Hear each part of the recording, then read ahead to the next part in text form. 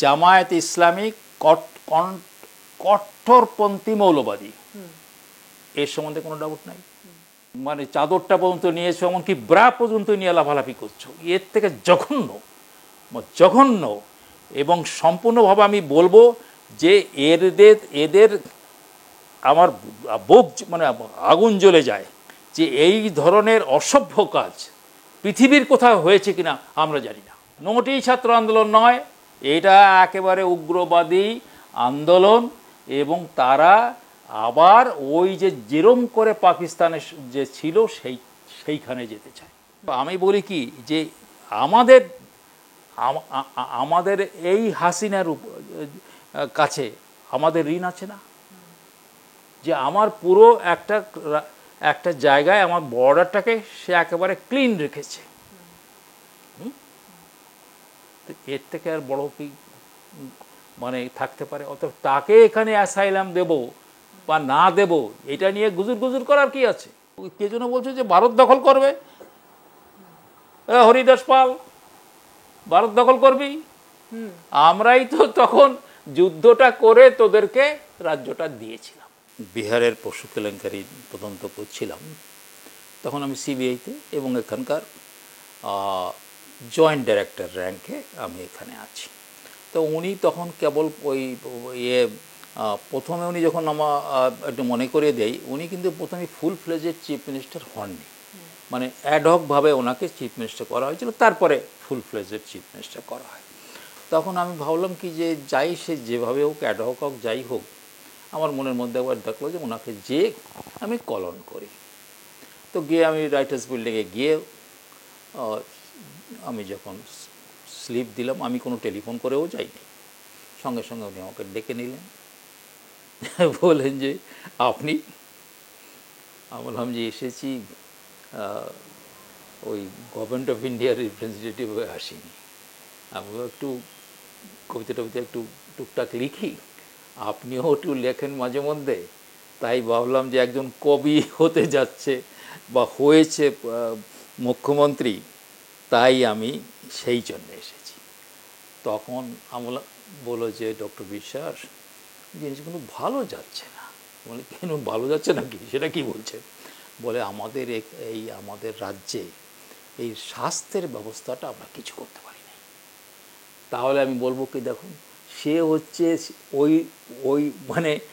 ওই রাজ্যের মুখ্যমন্ত্রী, আর সে নিজে স্বীকার করছে যে এই যে স্বাস্থ্য ব্যবস্থাটা ঠিক হয়নি, এটা আমাদের বড় অকৃতকার্যতা। This is the first.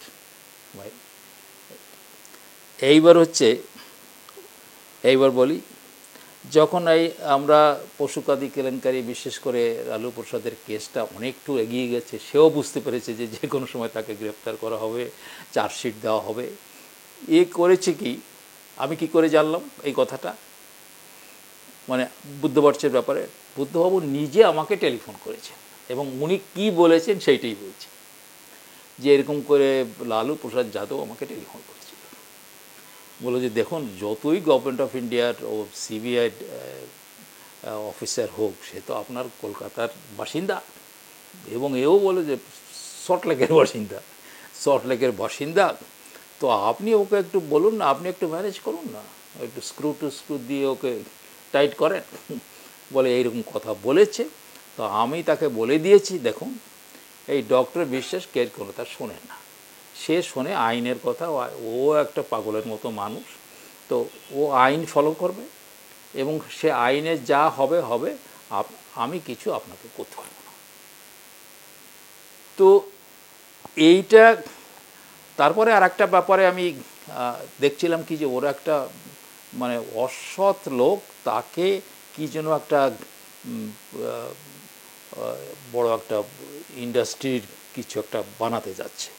তখন আমি ওনাকে সেটাকে জানিয়েছিলাম অনিলের থ্রু দিয়ে, সেই ব্যাপারটা উনি দেখতে পারেননি। তো কি হয় যখন অনিল, আচ্ছা আমি বলি, কান্তি বিশ্বাস ছিলেন মন্ত্রী, আমি উপেন বিশ্বাস, কান্তি বিশ্বাস, অনিল বিশ্বাস, সবাই বলা হতো তিন বিশ্বাস, এই তিন বিশ্বাস আমরা মাঝে মধ্যে অনিল আমাকে, এদের একটা সেফ হাউস আছে এখানে এই সিপিএমে, যেটা কেউ জানে না, এই সল্টলেকের মধ্যে একটা সেফ হাউস আছে।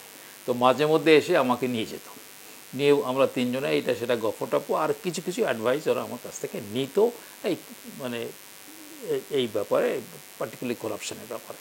অতএব আমি বলবো কি, এবার লাস্টলি বলবো কি ওনাকে, যে এমন একটা জায়গায় হয়ে গেল যেখানে যারা করাপশনের দিকে মানে যে সমস্ত অফিসার, সে তিনি চিফ মিনিস্টারই হোক আর যা হোক, তখন কিন্তু উনি চিফ মিনিস্টার হননি। তো সেই দল তার হচ্ছে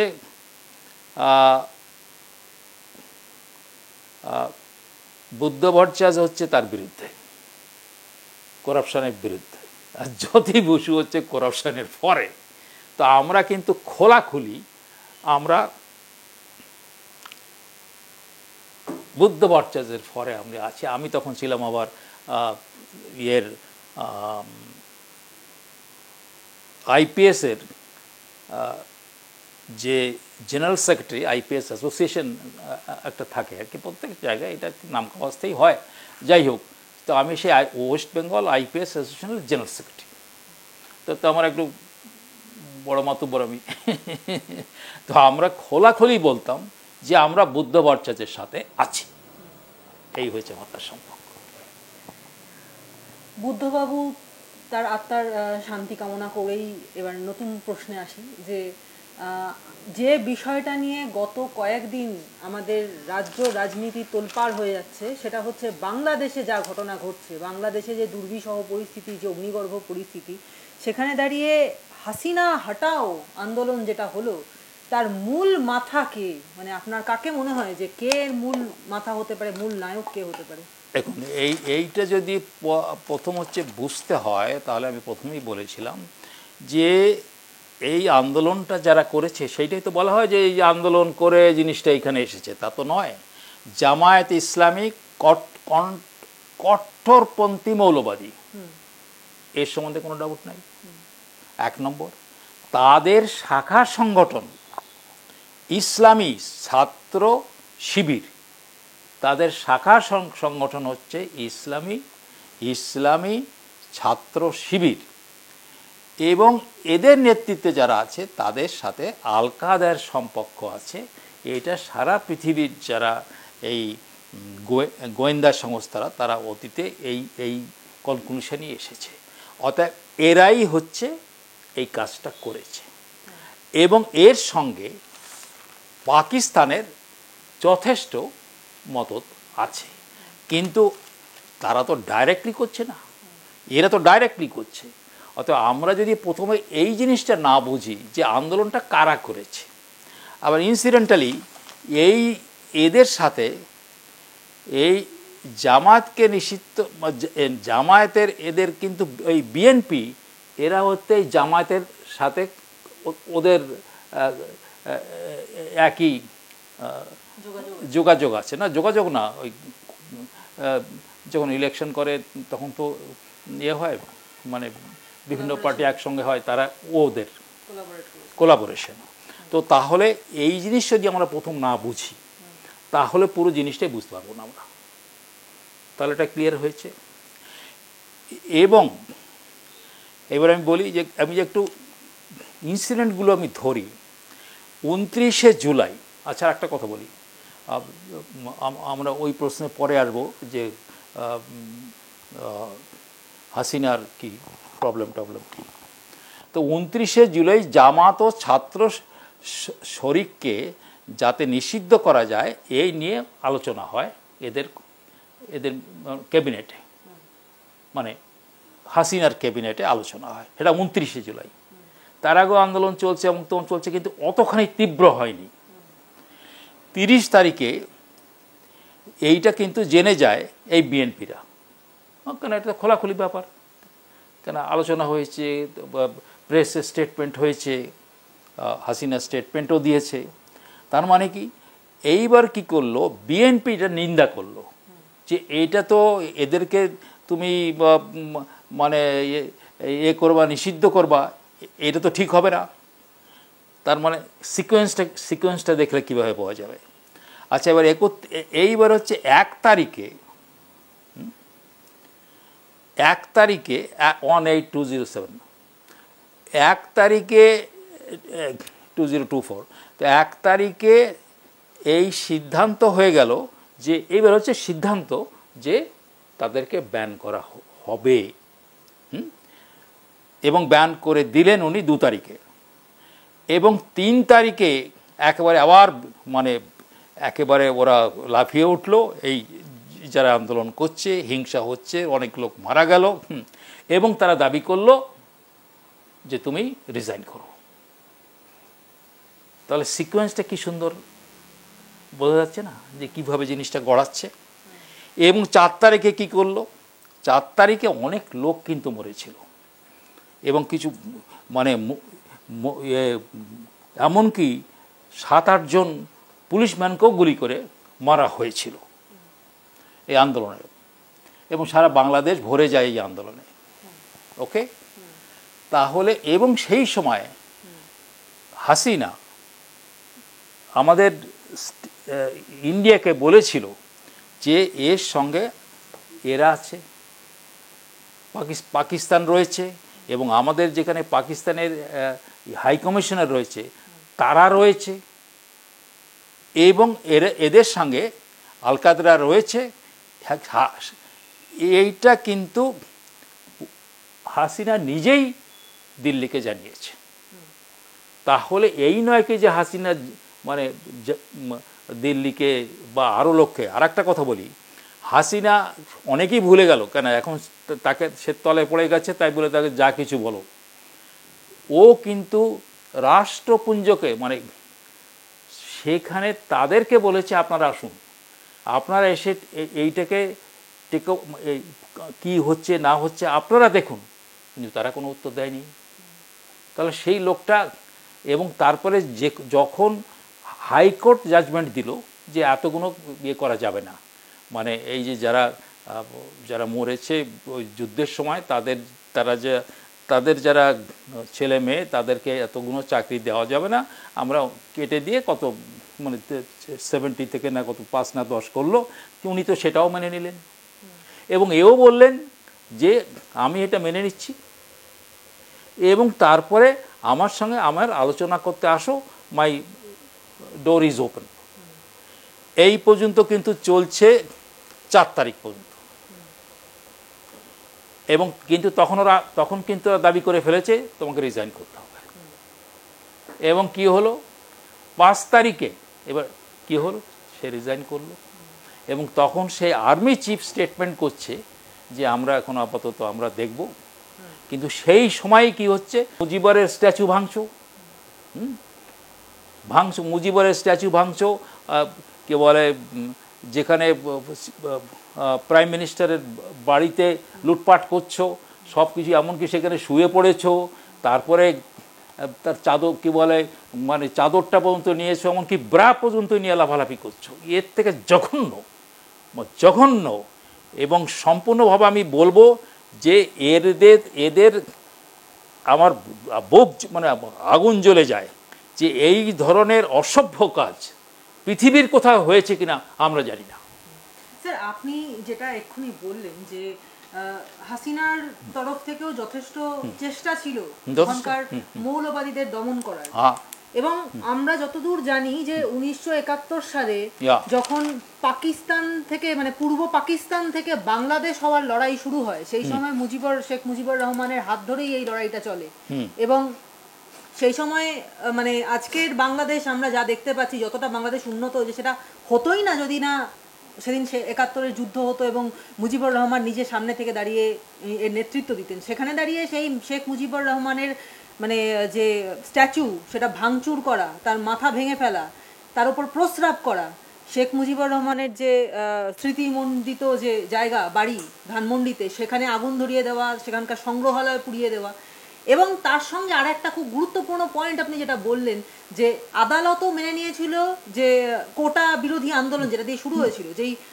যে মানে দাবিটা ছিল যে কোটা নয় মেধার ভিত্তিতেই মানে নিয়োগ হোক, সেটা আদালতও মেনে নিয়েছিল, শেখ হাসিনাও মেনে নিয়েছিলেন, এবং কিন্তু তারপরেও সুপ্রিম কোর্টের প্রধান বিচারপতির বাড়ি ভাঙচুর করা, এই সব কিছুর থেকে কি একটা মেসেজ দেওয়া হচ্ছে না যে কোনো রকমভাবেই যেটাকে আইনের শাসন বলে, যেটা শেখ হাসিনা চাইছিলেন, সেই আইনের শাসন আমরা মানব না, মানে তার মানে ঘুরিয়ে কি এটাই বলা নয় যে আমরা শরীয়তি শাসনই চাই? এইবার আমি বলবো কি, আরও আমি একটু এগিয়ে বলি। প্রথম হচ্ছে রুল অফ ল নেই, রুল অফ ল ভেঙে দিয়েছ, 1 নম্বর। 2 হচ্ছে যদি যদি মুজিবুর রহমান না থাকে তাহলে বাংলাদেশ নাই, যদি বাংলাদেশ না থাকে তাহলে কোন দেশ? অবশ্যই পূর্ব পাকিস্তান। তাহলে পূর্ব পাকিস্তান। তাহলে তাহলে এইটা তো তোমাদের কোনো রকমের আগে তো বলো নাই এই সমস্ত এইগুলো করবা, তো এই জন্য কি আন্দোলন করেছিলে নাকি?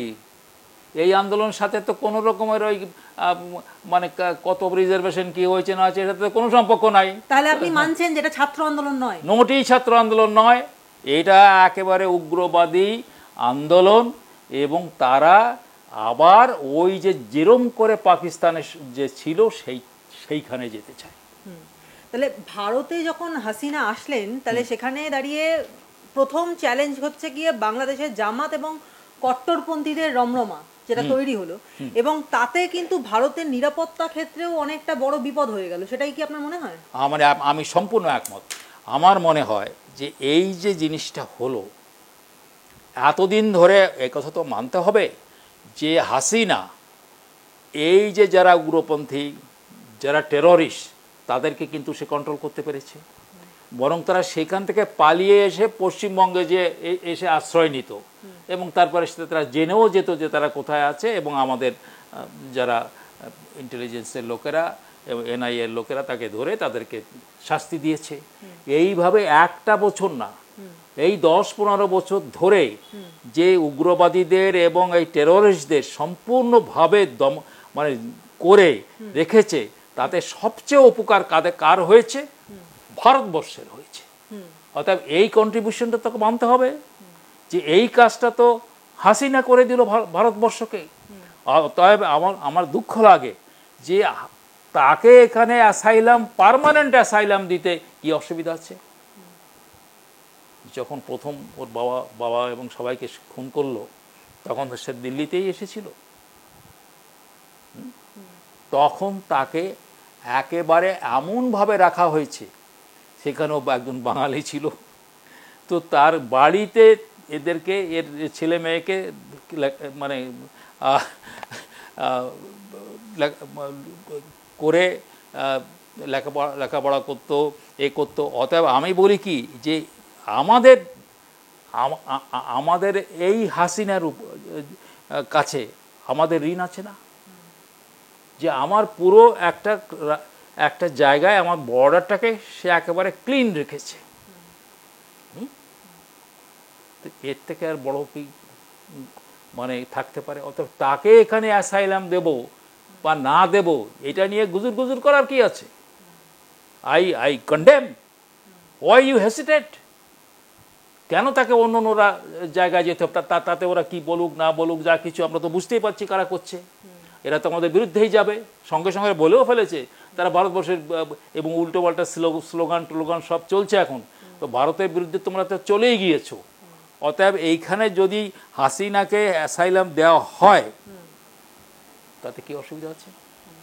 আমি একজন নাগরিক হিসাবে, এবং বাংলাদেশে তো আমার জন্ম, সেখান থেকেই আমি আমাদের পরিবারের সঙ্গেও তার যোগাযোগ ছিল, সে কথা অন্য সময় হবে। কিন্তু আমার কথা হচ্ছে যে আমি সম্পূর্ণভাবে একমত যে তাকে এইখানে। আচ্ছা, আর একটা কথা বলি, যে তুমি এই যে আর্মি চিফ যখন সেই কথা বলছে, তখনই ওই কি বলে তার স্ট্যাচু ভাঙা হচ্ছে, তখনই তার স্ট্যাচু ভাঙা হচ্ছে। কেন? তোমার আর্মি কোথায় গেল?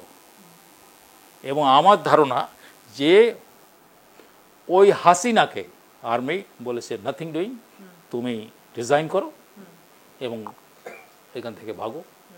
কিন্তু সে আগে তো কোনো স্টেটমেন্ট দেয় নাই যে আমি যদি আমার যদি তোমরা না মানো তাহলে আমি ইস্তফা দেবো, তা বলে নাই। এরা দাবি করেছিল ইস্তফা, তার আগের দিনই দাবি করেছে, আর তার পরের দিন ইস্তফা হয়ে গেল। তার মানে এটা ক্লিয়ার বোঝা গেল যে আর্মি এর মধ্যে রয়েছে। এবং যেটা আমরা জানতে পারছি যে ডক্টর ইউনূস যিনি অন্তর্বর্তীকালীন যে সরকার হবে তার যিনি প্রধান মুখ্য ভূমিকা যিনি নেবেন, ডক্টর ইউনূস, তিনি বলছেন যে ভারত শেখ হাসিনার প্রত্যেকটি নির্বাচনের কারচুপি করার পদ্ধতিকে সমর্থন করেছে এবং সেজন্যই বাংলাদেশের জনগণ ভারতের প্রতি ক্ষুব্ধ। আমরা চাই না ভারত আমাদের শত্রু হোক, আমাদের সবচেয়ে কাছের বন্ধু হতে চাই তাদের, এবং ভারত তার নীতি পরিবর্তন করুক। উনি বঙ্গবন্ধুর মূর্তি ভাঙাকেও সমর্থন করেছেন। তো এই রকম যে পরিস্থিতি, সেখানে দাঁড়িয়ে শেখ হাসিনাকে ভারতে জায়গা দেওয়া বা ভারতে তাকে রাখাটা কতদূর ভারতের পক্ষে শুভ হতে পারে? আমি বলি, প্রথম হচ্ছে যে এই যে তুমি যে ফাদার অফ দি নেশন, তো অবশ্যই তাকে মানতে হবে। তারই মূর্তি ভেঙেছে, এটা সমর্থন করেছো, অতএব you have no right, you have no right to be in Bangladesh. যদি বাংলাদেশ মানো, আমি এই ইয়ের কথা বলছি, ইউনিসের কথা বলছি, ইউ হ্যাভ নো রাইট। তাহলে তুমি হচ্ছে এই দুর্বৃত্তদের সঙ্গে মিশেছো, তাদের সঙ্গে মিশেছো। এইবার হচ্ছে আর একটা কথা, যে তুমি কে? ভারতবর্ষ কত দুর্বল দেশ, আমরাই তো যুদ্ধটা করেছিলাম। আচ্ছা, ইনসিডেন্টালি বলি, যখন ওই যুদ্ধ হয় আমি বর্ডারে পোস্টেড, এবং এই ওই যে যুদ্ধে পরবর্তীকালে যাদেরকে মানে ডেকোরেশন করা হয়, আমারও একটা মেডেল ওই জন্য আছে। অতএব তোমার কোনো অধিকার নাই, এমনকি অধিকার নাই ও তোমার ফিরে যাওয়া উচিত ইউএসএতে। কেন? তুমি তো বঙ্গবন্ধুকেই মানো না। অতএব আমাদের কোনো সমস্যা নেই, আমাদের বিরুদ্ধে ফাইট করতে চাও। আমাদের বলছো, কে যেন বলছো যে ভারত দখল করবে, হরিদাস পাল, ভারত দখল করবি। আমরাই তো তখন যুদ্ধটা করে তোদেরকে রাজ্যটা দিয়েছিলাম। না, ওখানকার কট্টরপন্থী যারা, তারা এখন এই স্লোগান দিচ্ছে এবং সোশ্যাল মিডিয়ায় ছড়িয়ে দিচ্ছে যে বাংলাদেশ দখল করা হয়েছে, এবার ভারত দখলের পালা। খুব ভালো কথাটা। এই আমি চাই, আমি খুব খুশি। কেন? তোমরা একটা পুটপাট ফাটাও, মানে এক একটা বন্দুক ফাটা, মানে ভারতের বিরুদ্ধে যুদ্ধ করবো তো একটা বন্দুক লাগা দিত নাকি, এক একটা বন্দুক ফাটা, তাহলে আবার আমরা যুদ্ধ করব। যুদ্ধ করে এখন আর পাকিস্তানও, পূর্ব পাকিস্তানও থাকবে না। কেন? তুমি তো একবার মানে একটা তো শেষ করে দিয়েছো, বাংলাদেশ শেষ করে দিয়েছো, এখন পূর্ব পাকিস্তান হয়েছো, পূর্ব পাকিস্তান তো আমরাই শেষ করব। যদি ওই কথা বলে থাকে, যুদ্ধ করো, let there be another war, will finish them, এবং আর থাকবে না, দেয়ার উইল বি নো পূর্ব পাকিস্তান, আর তুমি তো বাংলাদেশ তো শেষই করেছো। নেক্সট, শেখ হাসিনার পতনের ফলে তাহলে তো বাংলাদেশের সঙ্গে ভারতের কূটনৈতিক সম্পর্ক এতদিন যেটা বেশ সাবলীল বা সুন্দরভাবে ছিল, কারণ শেখ হাসিনা প্রায় মানে ভারতের সঙ্গে বন্ধুত্বপূর্ণ সম্পর্ক রেখে চলাতেই বিশ্বাসী ছিলেন, সেখানে শেখ হাসিনার পতনের ফলে এবং বাংলাদেশে এখন যে পরিস্থিতি তৈরি হয়েছে, তাই তো ভারতের সঙ্গে কূটনৈতিক সম্পর্কে অবনতি ঘটলো বলে মনে হচ্ছে। এই যে হাসিনার পতন ফল, আই ভেহেমেন্টলি মানে অবজেক্ট দিস ওয়ার্ডস। তার কি পতন হয়েছে? সে তো একটা নীতির মধ্যে চলেছে, তাকে তো খুনও করতে পারতো, he would have been shot dead. তাকে এইটুকুন আসতে দিয়েছে, এটাই তো আশ্চর্যের বিষয়। আর্মি যখন এর মধ্যে ঢুকেছে, তাহলে তখনই ওখানে যেরকম আগে ওকে মেরেছে, তার বাবাকে মেরেছে, ওইভাবেও তাকে মেরে ফেলতে পারত। অতএব এই যে we don't care for that. Okay, next. আর তাহলে যে পরিস্থিতি তৈরি হয়েছে যে বিএনপি এবং জামাত এরা যদি বাংলাদেশে থাকে, মানে যাকে এখন বাংলাদেশ বলে আমরা দেখতে পাচ্ছি, সেখানে যদি থাকে তাহলে তো সেটা হিন্দু শূন্য হয়ে যাবে। কারণ বাংলাদেশের জন্মলগ্নে হিন্দু ছিল 13%, এখন সেটা কমতে কমতে সরকারি হিসেবে 2022 সালে 8% এসছে, এবং বেসরকারি হিসেব বলছে সেটা আরও কম, প্রায় 4%, 7% আছে। তো আমি বলি কি, যে এই যে অবস্থাটা হলো, এই বিএনপি কিন্তু ওই জামায়াতের সাথে তাদের কোয়ালিশন, জামায়াতের সাথে বিএনপির কোয়ালিশন, এবং সেই জন্যই যখন যাদেরকে ওই ব্যান করতে যাচ্ছিল, সেই দিনই কিন্তু বিএনপি বলেছে যে এটা ঠিক হবে না, তার মানে এটা নিয়ে তো আর নতুন করে চিন্তা করার কথা নেই, তোমরা নিজেরাই বলেছো তাই। অতএব আমি বলি কি, যে ভারতবর্ষের কি অসুবিধা আছে, মানে আমাদের আমাদের কি ভয়? কোনো ভয় নেই, বরং আমরা এই একটা কথা মানতে হবে যে যেখানে রাষ্ট্রটা যে কোনো প্রকারে, এমনকি হাসিনাকেও বাধ্য হয়ে ইসলামিক কান্ট্রি মেনে নিতে হয়েছিল, ওই এরশাদ বানিয়েছিল ইসলামিক কান্ট্রি, তারপরে আবার যখন এরা আসে তখন সেটাকেও মানে মান্যতা দিয়েছিল। কিন্তু এটা তো মানতে হবে যে একটা ইসলামিক কান্ট্রিতে কিছুটা সেকুলার হওয়া যে কত কঠিন, এ কথা মানতে হবে, অসম্ভব কঠিন।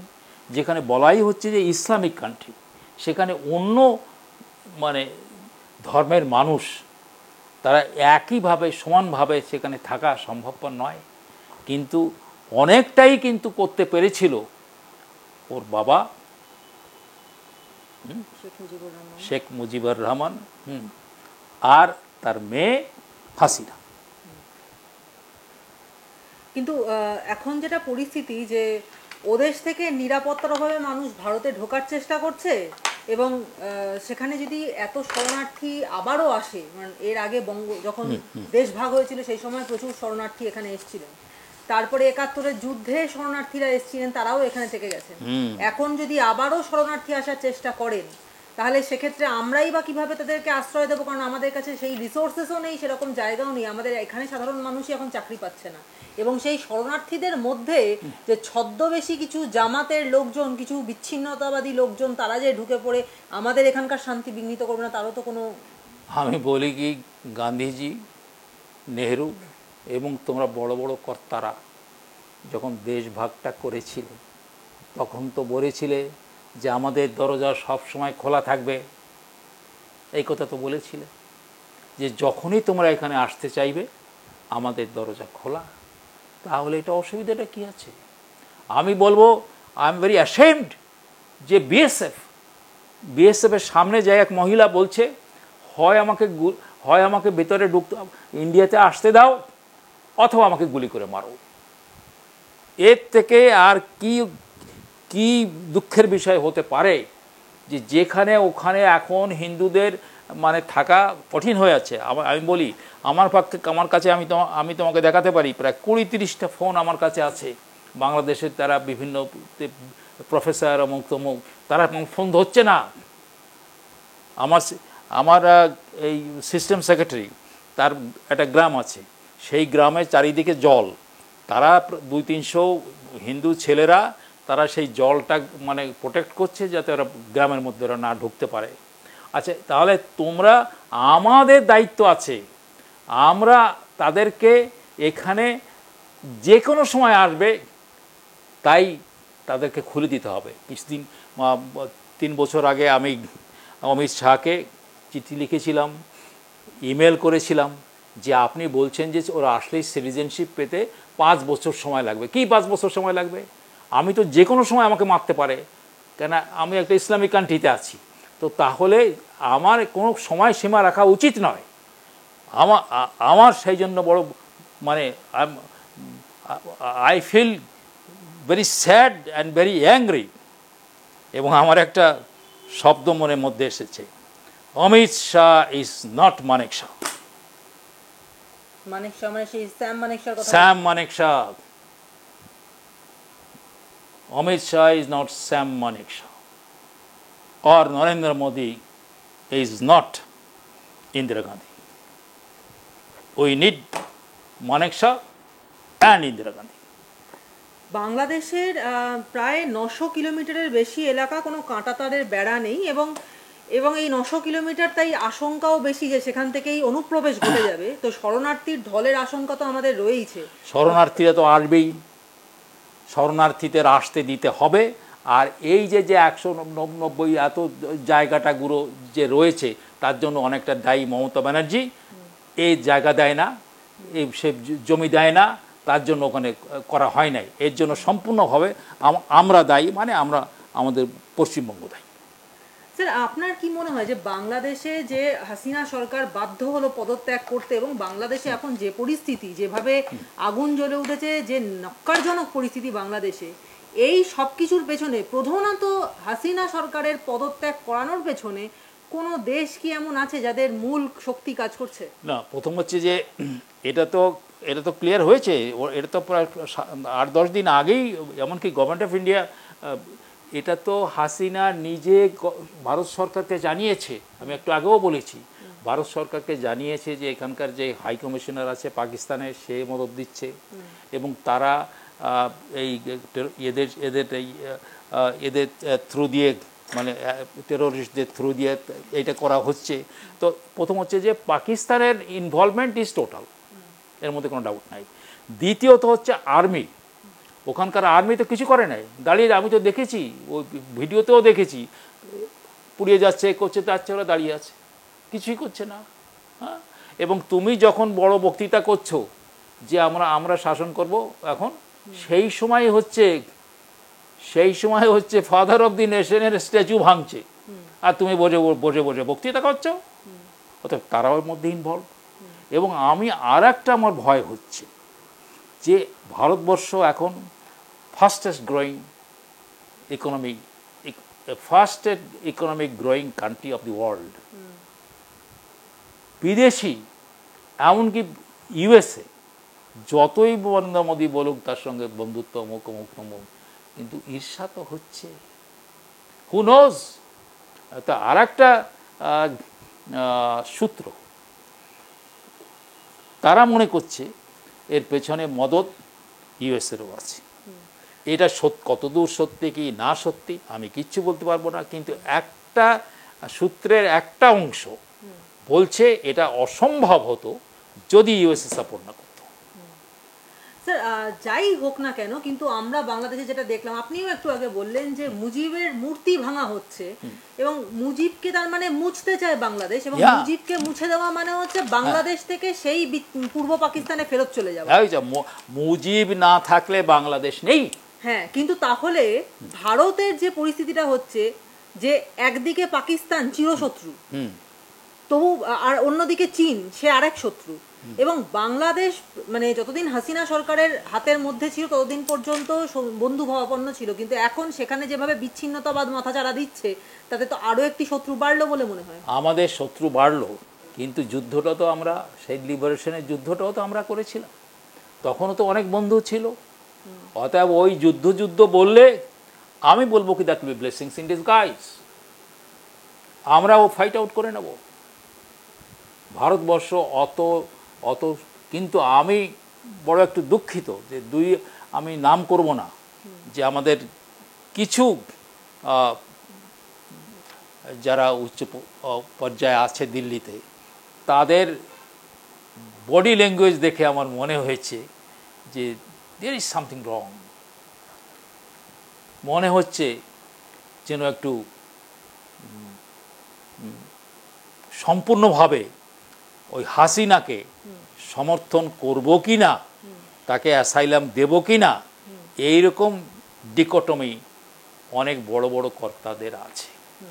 মুখ দেখে আমার মনে হলো, মাইক্রো মোমেন্টারিজ দেখে, তাদের মুখের মুভমেন্ট, তাদের কপালের মুভমেন্ট, চোখের মুভমেন্ট, মানে ঠোঁটের মুভমেন্ট দেখে আমার মনে হচ্ছে খোলাখুলি বলো দ্যাট হাসিনা তার বাবা যেরকমভাবে জীবন দিল একটা দেশ, আমরা তখন তাকে তার যুদ্ধের সময় আমরা তাতে করে দিয়েছিলাম, সেটা সর্বনাশ হচ্ছে।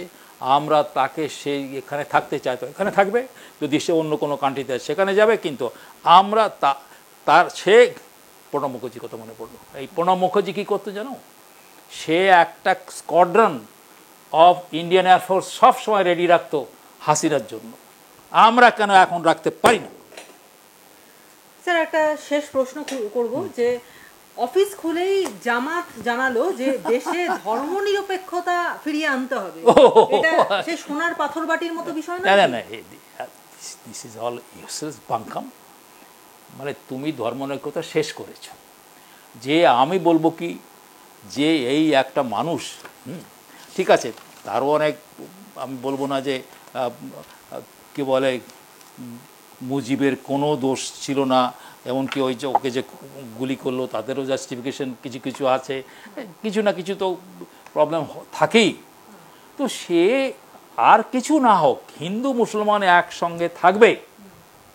এমনকি এই যে মহিলারা যাদেরকে বললাম যে ম্যাক্সিমাম মহিলারা বলেছে হিন্দুরা, ম্যাক্সিমাম সরি ইয়ে হয়েছে, যাদেরকে ধর্ষণ করা হয়েছে তারা হিন্দু, তাদের জন্য কিন্তু তিনি তাদের জন্য বলেছে যে এই শাড়িকে আমরা সবসময় কিন্তু শ্রদ্ধা করব, কেন এই মহিলারা তাদের মর্যাদা দিয়েছে, তাদেরকে মারা হয়েছে। অতএব সে মুজিব চেষ্টা করেছিল কিন্তু একটা এমনকি একটা ইসলামিক কান্ট্রি, তখন তো ইসলামিক কান্ট্রি হয় নাই, যে সেখানে একটা ধর্মনিরপেক্ষ রাষ্ট্র করার তার কিছুটা তো পড়ে গিয়েছিল। সে তোমরা করবা, your al-Qaeda is a part and parcel of yours. অতএব যদি যুদ্ধ, আরেকবার ফিরে আসি, তুমি যুদ্ধের কথা বলেছ, যুদ্ধ যদি করতে চাও খুব তাড়াতাড়ি করো, আমি খুব খুশি হব, আমি খুব খুশি হব। এবার তো আমি মেডেল পাবো না, তো বিনা পয়সায় কাজটা করবো।